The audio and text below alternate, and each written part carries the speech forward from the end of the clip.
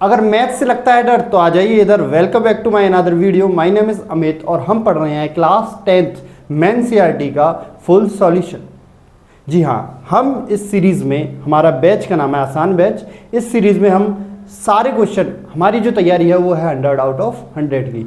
तो हम full NCERT का सॉल्यूशन इस चैप्टर में, इस बैच में हम करवा रहे हैं। और अब तक हम पढ़ चुके हैं चैप्टर 1.1 का फुल सॉल्यूशन। अब हम पढ़ रहे हैं 1.2 का फुल सॉल्यूशन। और ये चैप्टर आपके लिए बहुत इंपॉर्टेंट होने वाला है, क्योंकि इस चैप्टर से बोर्ड्स में क्वेश्चन आता ही आता है। तो देर ना करती हुए वीडियो को स्टार्ट करते हैं। इसमें हम पढ़ने वाले हैं प्रूफ ऑफ इरेशनलिटी। देखिए, इरेशनलिटी को प्रूफ करने के लिए आपको बोर्ड्स में क्वेश्चन आता ही आता है, एकदम फिक्स क्वेश्चन है आपका। ठीक है, इसके लिए हम एक एग्जांपल लेते हैं, थ्योरम लेते हैं। 1.2 को हम सॉल्व करेंगे, जिससे आपको आइडिया हो जाएगा कि देखिए प्रोसेस यही रहने वाला है सारे का।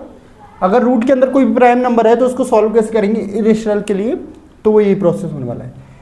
इसके लिए हम एक मेथड यूज करते हैं। इसमें क्या करते हैं, जैसे कि √2 है, √2 एक रेशनल नंबर, हमें इरेशनल नंबर प्रूव करना है, तो हम इसको रेशनल मानेंगे, यानी उल्टा मानेंगे। तो हम चलिए स्टार्ट करते हैं। इसको लेट √2 इज रेशनल नंबर, इसको हम रेशनल मानेंगे। अब आपको सब लोगों को पता है जो रेशनल नंबर है उसको किस फॉर्म में लिख सकते हैं, p/q की फॉर्म में लिख सकते हैं ना। तो √2 = p/q, इसको p/q मान सकते हैं। अब देखिए यहाँ जो p/q है ना, p and q are coprime. कौन से नंबर होंगे? कोप्राइम नंबर होंगे। आपको पता है कोप्राइम नंबर कौन से होते हैं? कोप्राइम नंबर वो होते हैं जिनका HCF 1 है, यानी कि कोई कॉमन फैक्टर p और q, p and q does not have any common factor. मतलब p और q के अंदर कोई भी कॉमन फैक्टर नहीं होने वाला है, यानी इनका जो HCF है ना, HCF 1, उसको ही क्या बोलते हैं? कोप्राइम नंबर बोलते हैं।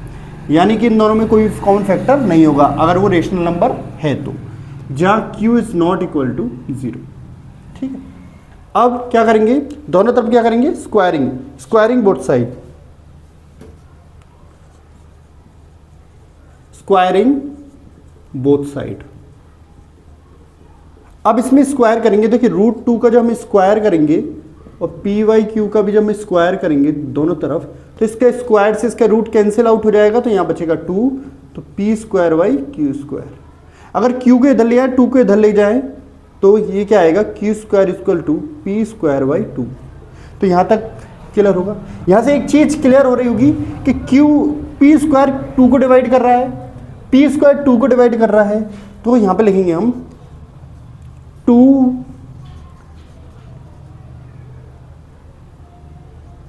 डिवाइड्स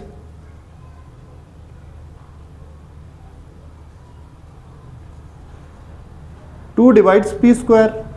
अगर p² को डिवाइड कर रहा है तो 2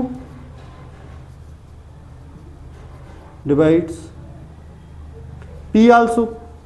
मतलब किसी भी नंबर का अगर स्क्वायर उसको डिवाइड कर रहा है तो उस नंबर को भी डिवाइड करेगा ना। ठीक है, तो वही लाइन में लिखेंगे। अगर 2p को डिवाइड कर रहा है, p² को डिवाइड कर रहा है, तो 2p को भी डिवाइड करेगा ना। तो अगर देखिए p² अगर 2 को डिवाइड कर रहा है, तो इसमें देखिए q² कुछ आ रहा है। अगर p 2 को डिवाइड करेगा तो हम यहां से बोलेंगे, अगर p 2 को डिवाइड करता तो कोई ना कोई एक इंटीजर नंबर आता ना। माना कि हमने m आता कोई, ये हमने मान लिया। ठीक है, तो इस यहां से एक इक्वेशन बनेंगे। देखिए हम यहां पे सॉल्व करते हैं। 2 को इधर ले आएंगे, p = 2m। ठीक है, यहां से p की वैल्यू है ना, p की वैल्यू, इसके इक्वेशन 1 बोल देते हैं। ठीक है, put p = 2m in first, इसको फर्स्ट इक्वेशन में पुट करते हैं, p = 2m। तो यहाँ पे p की वैल्यू देखो 2m पुट करेंगे, तो यहाँ पे क्या हो जाएगा? q² = 2m² / 2। q² बराबर 2 का स्क्वायर कितना होता है? 4, m² और 2। 2 का अगर 4 को डिवाइड करेंगे तो क्या आएगा? 2 आएगा ना। तो q² = 2m²। देखिए 2 इधर आ सकता है, देखिए यहां से कुछ दिख रहा है आपको, यहां क्यू स्क्वायर 2 को डिवाइड कर रहा है, तो सेम यही line 2 divides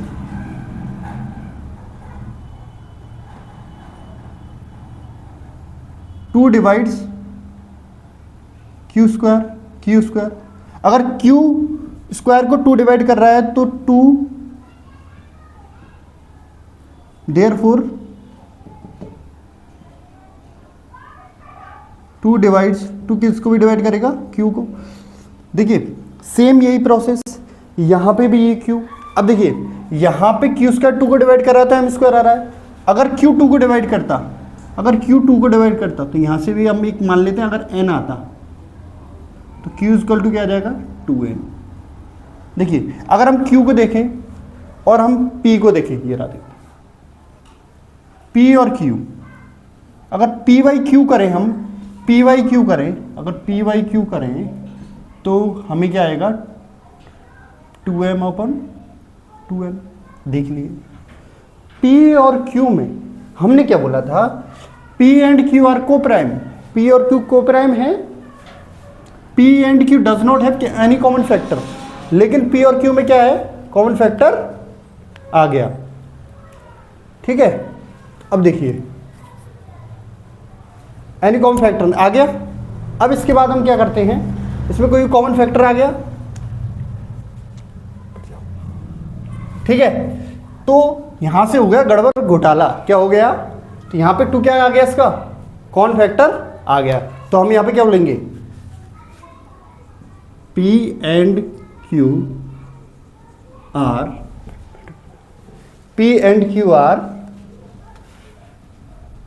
2 is common factor.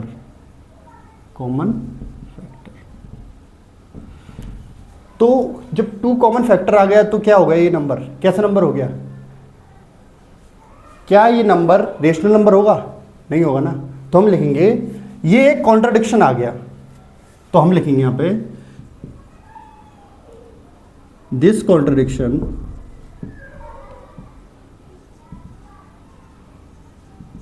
Arrows due to our wrong assumption. ये कॉन्ट्रडिक्शन किसकी वजह से आ गया, हमने जो रॉन्ग अज्यूम किया था ना, उसकी वजह से हमारा क्या आ गया, ये गलत आ गया। ठीक है, आ गया ना, क्योंकि हमने तो यहाँ पे क्या माना था कि ये दोनों क्या है, को प्राइम है, तो यहाँ पे दोनों क्या आ गए, कॉमन फैक्टर आ गए, तो क्या हो गया, होगा क्या प्राइम नंबर। क्या हमने रॉन्ग अजम्पशन किया था कि रूट टू इज रेशनल।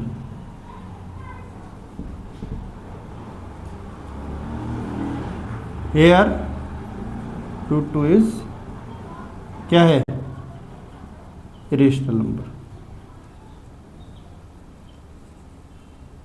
ठीक है, इस तरीके से आपको अगर इरेशनल प्रूफ करवाए 2 का 3 का कोई भी प्राइम नंबर अगर रूट के अंदर आया ना, तो ऐसे ही करना है आप।